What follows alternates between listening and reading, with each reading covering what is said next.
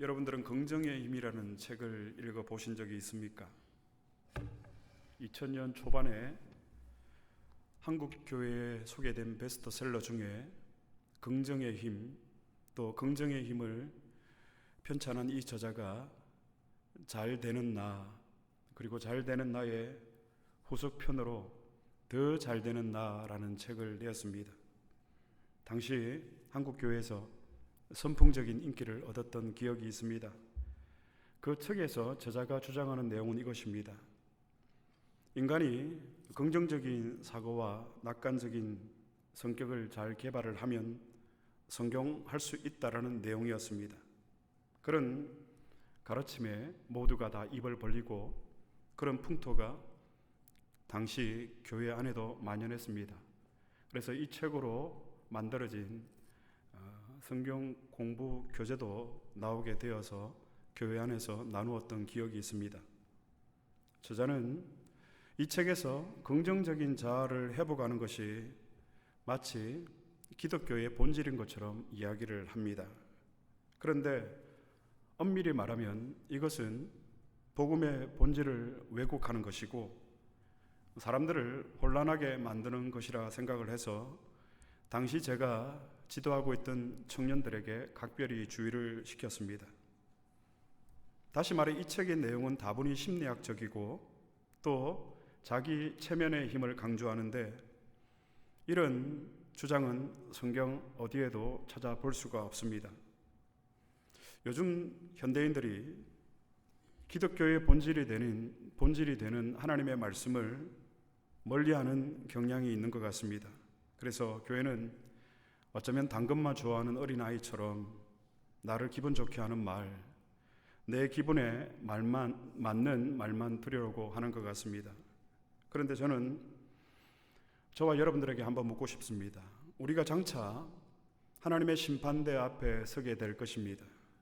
그때 정말 하나님의 그 의를 만족시킬 수 있는 예수 그리스도의 그 의를 우리가 가지고 있는지 저는 저와 여러분에게 묻고 싶습니다. 저 자신부터도 언제부터인가 예수님을 생각하면 이 사도 바울처럼 기쁘고 감격이 되고 흥분이 되어야 하는데 예수님을 향한 사랑과 열정이 식어버린 것은 아닌지 매일 자신을 그렇게 견책하며 돌아보게 됩니다. 여러분, 긍정의 힘은 자기 자신이 아니라 긍정의 힘은 하나님의 말씀 안에 있습니다. 오늘 말씀을 통해서 우리가 다시금 말씀으로 돌아가서 은혜를 회복하고 복음의 본질은 예수 그리스도를 충만하게 다시 힘있게 되는 저와 여러분이 되기를 바랍니다. 오늘 말씀의 제목은 염려하지 말라입니다. 염려와 관련해서 오늘 본문이 우리에게 주는 교훈에 대해서 두 가지만 살펴보도록 하겠습니다. 첫 번째는 예수님은 내일 일을 위하여 염려하지 말라고 말씀하십니다. 오늘 본문의 말씀 마태복음 6장 34절의 말씀을 다 함께 찾아보겠습니다. 마태복음 6장 34절 말씀 다 함께 봉독하시겠습니다. 시작. 그러므로 내일 일을 위하여 염려하지 말라. 내일 일은 내일이 염려할 것이요 한날의 괴로움은 그날로 족하니라. 내일 일을 위하여 염려하지 말라. 내일 일은 내일이 염려할 것이요. 마태복음 6장은 마태복음 5장 산상수훈에서 이어지는 말씀입니다. 마태복음 5장에서 6장 7장은 그래서 앞선 팔복의 내용의 결론을 오늘 주님이 내리십니다. 그 결론은 무엇이냐 하면 내일 일은 내일이 염려할 것이요 입니다. 여기에 보면 염려하는 주어가 누구입니까? 내일입니다. 내일 일은 내일이 염려할 것이요. 예수님은 팔복을 전하시고 결론의 말씀으로 염려의 주어가 인간이 아님을 가르쳐 주고 있습니다. 그런데도 어떻습니까? 우리는 염려의 주체가 되어서 늘 염려와 불안 속에 살아가고 있지는 않습니까? 예수님께서 그렇게 말씀하시는 이유가 있습니다. 우리는 내일 일에 대하여 염려할 필요가 없고 그리고 염려는 우리의 몫이 아니기 때문입니다. 그렇듯 염려는 여러분 우리의 소소한 기쁨과 일상의 행복까지 송두리째 모두 다 빼앗아가 버립니다. 무엇보다도 염려는 여러분 우리의 인생을 비관적으로 물들이게 됩니다. 예수님의 공생애를 한번 생각을 해 보십시오. 시련과 고난의 연속이었습니다. 눈물과 피의 연속이었습니다. 그런데 놀라운 것은 성경에 보면 우리 주님은 그 누구도 의지하신 흔적이 성경에 나와 있지 않습니다. 자신의 전 생애를 바쳐서 사랑과 정성으로 키웠던 제자들이 자신을 배신하고 내버렸는데도 불구하고 그것 때문에 예수님은 누구에게 찾아가서 하소연을 하거나 자신의 아픈 마음을 상담을 받으시거나 그런 상처받으신 흔적을 성경에서 전혀 찾아볼 수가 없습니다. 그러면 여러분, 예수님의 생애는 그 어떤 행복도 그 어떤 기쁨도 없는 생애였는가 하는 것입니다. 만약에 그렇다면 오늘 주님이 이 산상수훈의 결론으로 우리에게 염려하지 말고 기뻐하라고 하신 말씀은 모두 거짓말이 됩니다. 예수님은 하나님 나라와 의를 구하면서 피와 눈물로 예수님은 자신의 연대기를 써 내려가셨습니다. 그러나 예수님에게도 기쁨이 있으셨습니다. 성경을 한번 찾아보겠습니다. 마태복음 6장 28절입니다. 마태복음 6장 28절 말씀 다 함께 봉독하시겠습니다. 시작. 또 너희가 어찌 의복을 위하여 염려하느냐? 수고도 아니하고 길쌈도 아니하느니라. 보십시오. 피와 눈물로 자신의 연대기를 쓰셨던 예수님은 들에 핀 한 송이 백합화를 보는 순간 예수님은 기뻐하셨습니다. 예수님이 들의 백합화를 보고 기뻐하신 이유가 무엇 때문일까요? 오늘 그 이유가 마태복음 6장 29절에 나와 있습니다. 마태복음 6장 29절입니다. 다 함께 봉독하시겠습니다. 시작. 그러나 내가 너희에게 말하노니 솔로몬의 모든 영광으로도 입은 것이 이 꽃 하나만 갖지 못하였느니라. 백합화의 모습을 보고 예수님이 기뻐하신 이유입니다. 솔로몬의 모든 옷으로 입은 그 영광보다도 들에 핀 백합화가 더 아름다웠기 때문입니다. 솔로몬의 입은 그 모든 옷의 영광보다도 말입니다. 이렇게 볼 때 우리가 기뻐해야 할 조건들은 온 우주 가운데 풍성하게 우리에게 주어져 있다라는 사실을 우리는 깨닫게 됩니다. 그렇습니다. 여러분, 예수님께서 들의 백합화를 보고 기뻐하셨다면 거기에는 분명 들풀에 깃든 하나님의 사랑이 숨어 있었을 것입니다. 예수님의 생애는 눈물과 고난으로 점철된 생애였습니다. 그런 예수님에게 들에 핀 백합화 한 송이가 예수님 자신의 인생을 살아가는 데 있어서 아주 중요한 일상의 기쁨의 기회로 삼으셨다고 한다면 우리 같은 연약한 인간이야말로 이런 매일매일 경험할 수 있는 일상의 소소한 행복과 즐거움이야말로 하나님이 우리에게 주신 선물이 아니고 무엇이겠습니까?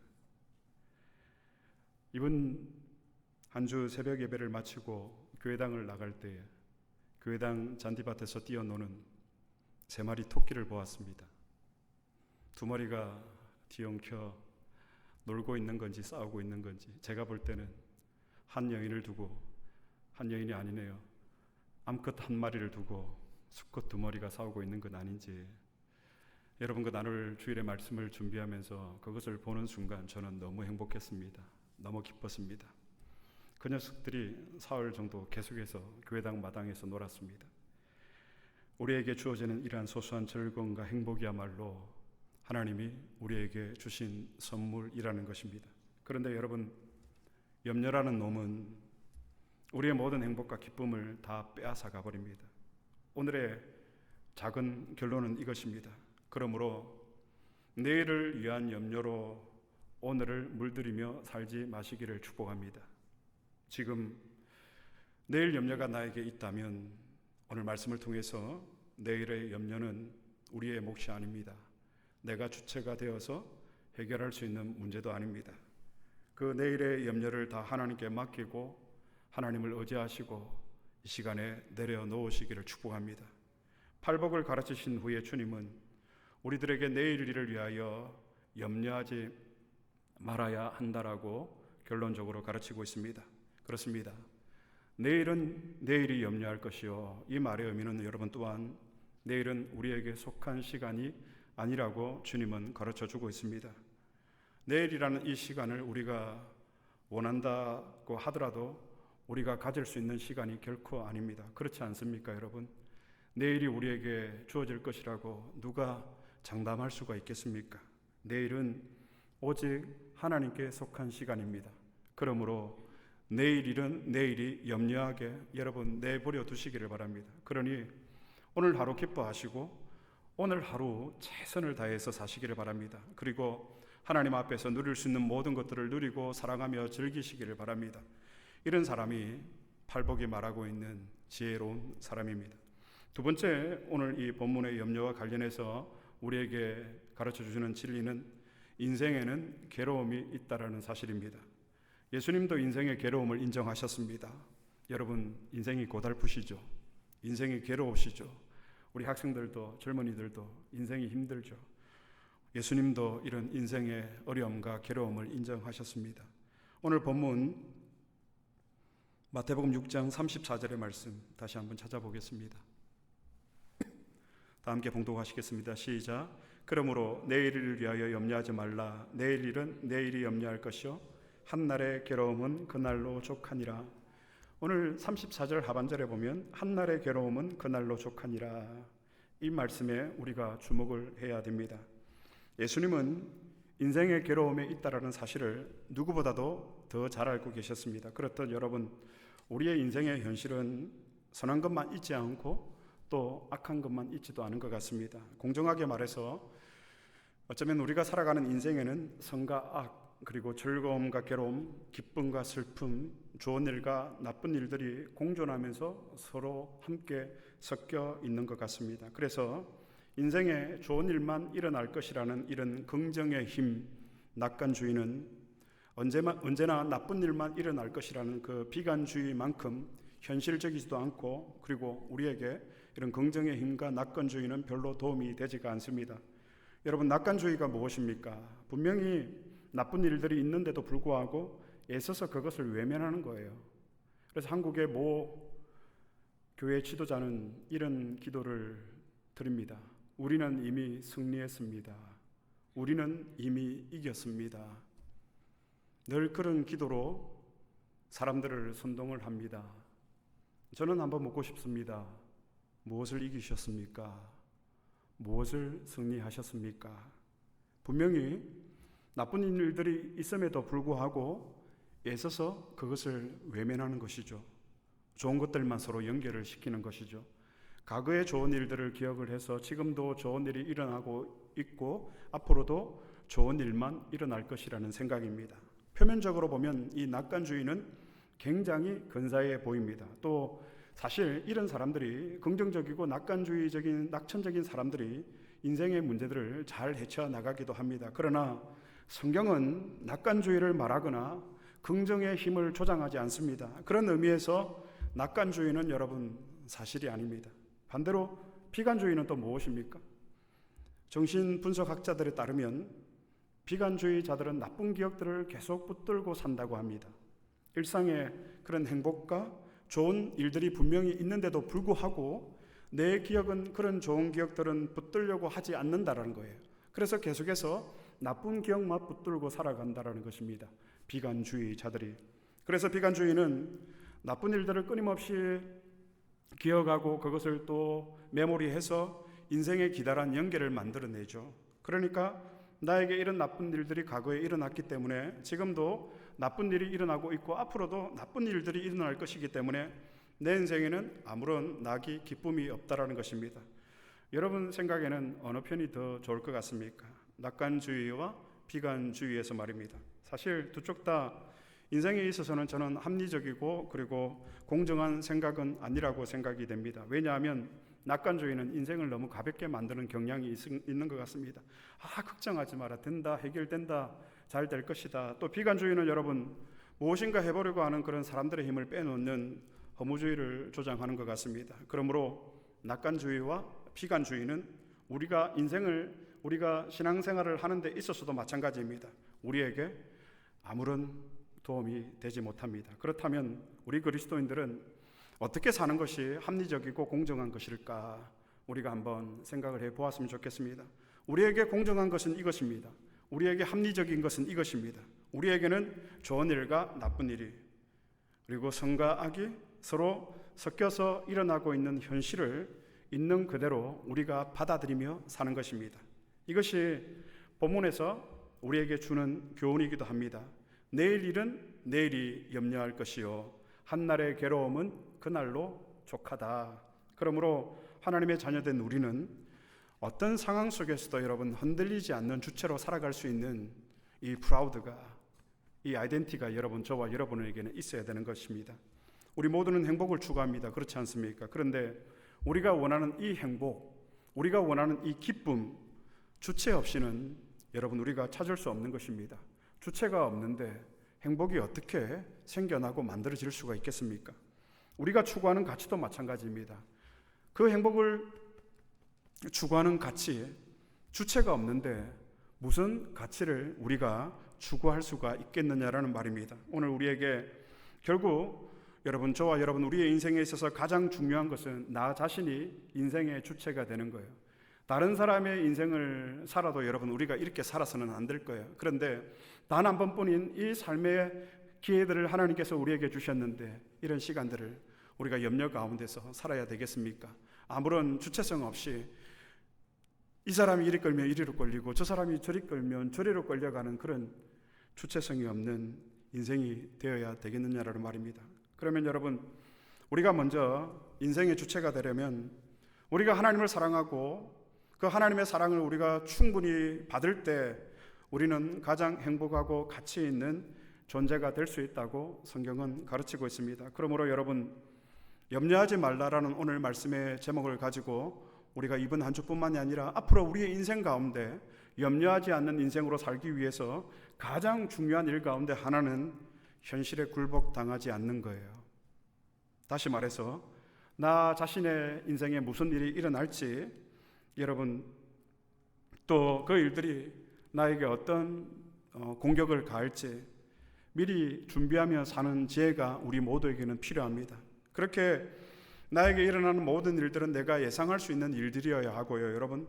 그래야 우리는 평정심을 유지하고 넘어지지 않고 거꾸러지지 않을 수가 있습니다. 그런데 또 만약에 우리가 원치 않거나 우리에게 나쁜 일이 일어났다고 칩시다, 여러분. 그러면 그때는 어떻게 해야 됩니까? 분명 우리 인생 가운데 그런 일들이 많이 있을 것입니다. 앞서 얘기했지만 먼저 그런 일들이 발생하지 않도록 하는 것이 제일 중요합니다. 그런데도 만약 그런 일들이 내게 일어났다면 여러분, 우리는 어떻게 해야 합니까? 그래도 일어난다면 말입니다. 그럴 때는 여러분, 우리가 뒷짐지고 좀 거만한 태도로 일어날 테면 한번 일어나 봐라, 그러십시오. 나는 괜찮다 하시면 됩니다.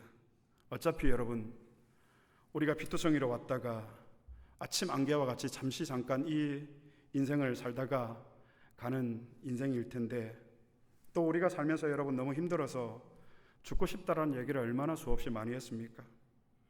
저희 어머니 얘기를 해서 죄송한데 아들넷 중에 제가 막내다 보니까 저를 딸처럼 여기셔서 어머니께서 저에게 마음에 있는 얘기들을 종종 풀어놓으셨습니다. 그럴 때마다 우시면서 내가 죽어야 하는데 이런 얘기를 하시는 거예요.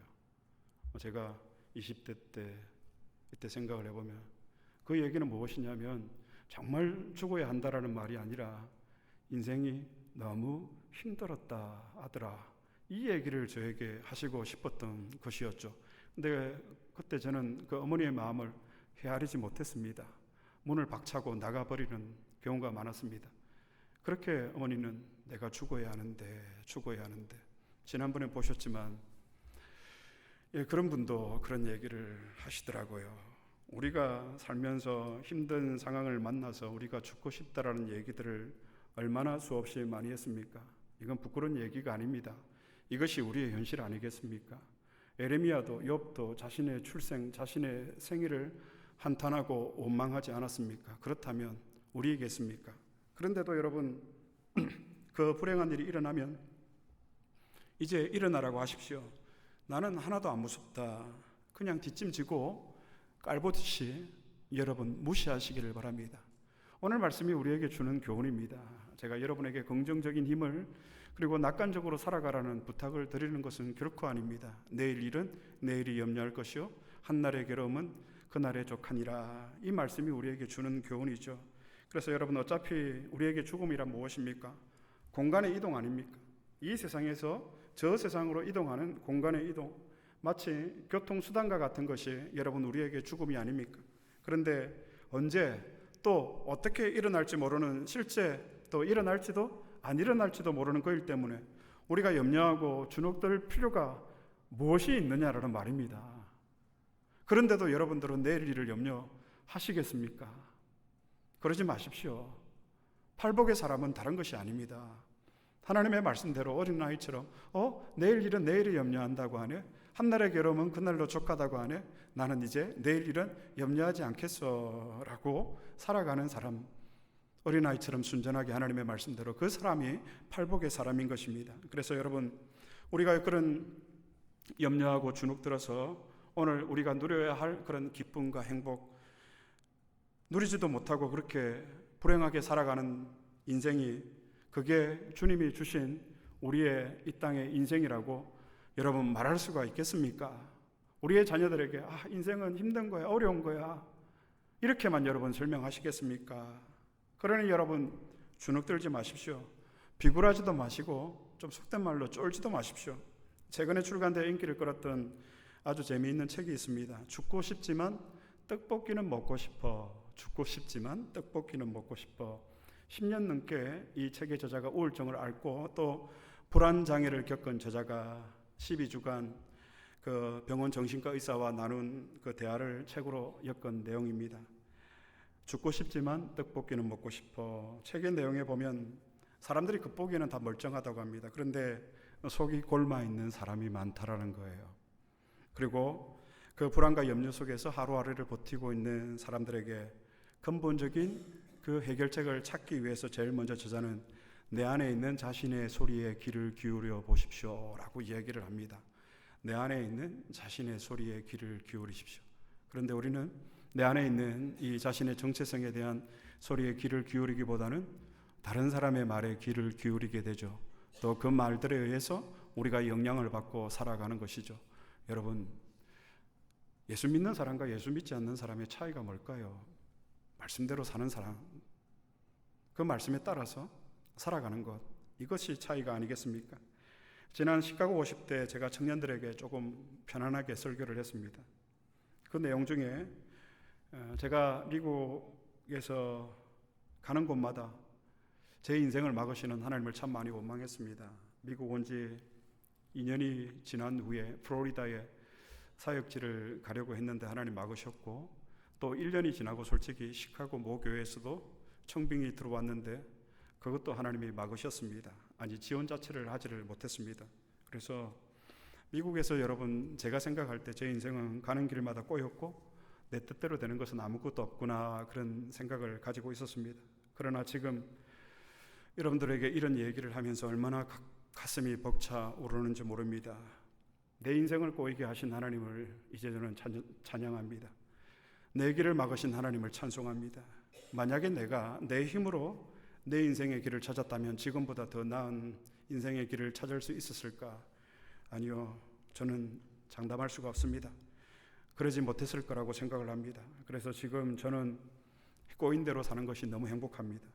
그리고 내일 죽음의 순간이 나를 기다리고 있다 하더라도 나는 오늘 떡볶이를 먹으면서, 우리가 나중에 친교할 텐데 친교 시간이 또 기다려지잖아요. 나는 내일 죽음의 순간이 나를 기다리고 있어도 나는 오늘 여러분들과 친교를 하면서 온몸으로 나는 기뻐할 것이다. 여러분, 친교하시면서 기뻐하시기를 바랍니다. 행복을 누리시기를 바랍니다. 이것이 하나님의 자녀 특권 아니겠습니까? 나는 내 인생을 하나님의 은혜로 내가 헤쳐나갈 것이고, 또 내 인생의 마지막 휘장이 내리는 순간까지 나는 하나님의 자녀라는 내 인생의 이 주체성을 가지고 이 땅을 나는 살아갈 것이다. 오늘 말씀을 통해서 이 교훈을 우리의 마음에 새겼으면 좋겠습니다. 왜냐하면 주님이 내일 일을 염려하지 말라고 말씀하셨기 때문입니다. 왜냐하면 오늘 괴로움은 오늘로 족하다라고 우리 주님이 말씀하고 계시기 때문입니다.